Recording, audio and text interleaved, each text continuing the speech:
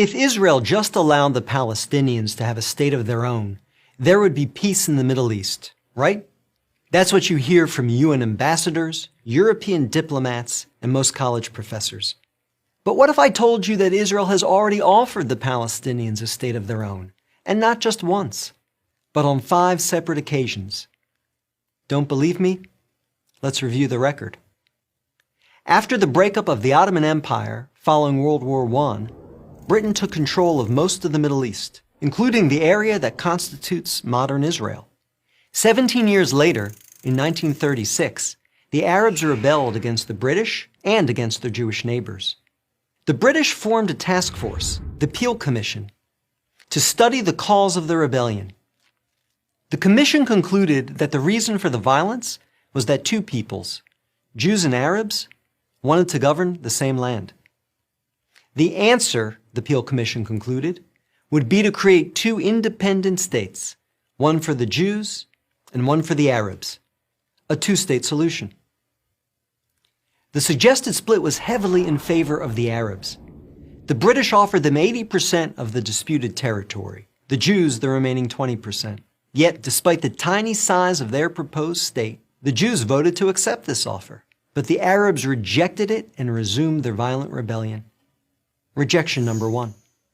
10 years later, in 1947, the British asked the United Nations to find a new solution to the continuing tensions. Like the Peel Commission, the UN decided that the best way to resolve the conflict was to divide the land. In November 1947, the UN voted to create 2 states.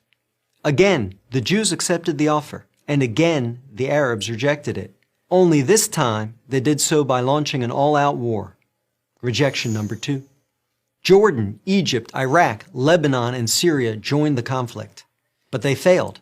Israel won the war and got on with the business of building a new nation. Most of the land set aside by the UN for an Arab state, the West Bank and East Jerusalem, became occupied territory. Occupied not by Israel, but by Jordan. 20 years later, in 1967, the Arabs, led this time by Egypt and joined by Syria and Jordan, once again sought to destroy the Jewish state. The 1967 conflict, known as the Six-Day War, ended in a stunning victory for Israel. Jerusalem and the West Bank, as well as the area known as the Gaza Strip, fell into Israel's hands. The government split over what to do with this new territory. Half wanted to return the West Bank to Jordan and Gaza to Egypt in exchange for peace. The other half wanted to give it to the region's Arabs, who had begun referring to themselves as the Palestinians, in the hope that they would ultimately build their own state there. Neither initiative got very far. A few months later, the Arab League met in Sudan and issued its infamous 3 no's. No peace with Israel, no recognition of Israel, no negotiations with Israel. Again, a 2-state solution was dismissed by the Arabs, making this rejection number 3. In 2000, Israeli Prime Minister Ehud Barak met at Camp David with Palestinian Liberation Organization Chairman Yasser Arafat to conclude a new 2-state plan. Barak offered Arafat a Palestinian state in all of Gaza and 94% of the West Bank, with East Jerusalem as its capital. But the Palestinian leader rejected the offer. In the words of U.S. President Bill Clinton, Arafat was here 14 days and said no to everything. Instead, the Palestinians launched a bloody wave of suicide bombings that killed over 1,000 Israelis and maimed thousands more, on buses, in wedding halls, and in pizza parlors. Rejection number 4. In 2008, Israel tried yet again.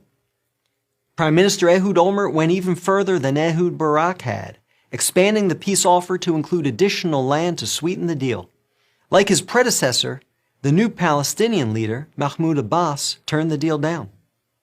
Rejection number 5. In between these last 2 Israeli offers, Israel unilaterally left Gaza, giving the Palestinians complete control there. Instead of developing this territory for the good of its citizens, the Palestinians turned Gaza into a terrorist base from which they have fired thousands of rockets into Israel. Each time Israel has agreed to a Palestinian state, the Palestinians have rejected the offer, often violently. So if you're interested in peace in the Middle East, maybe the answer is not to pressure Israel to make yet another offer of a state to the Palestinians. Maybe the answer is to pressure the Palestinians to finally accept the existence of a Jewish state. I'm David Brog, Executive Director of the Maccabee Task Force for Prager University.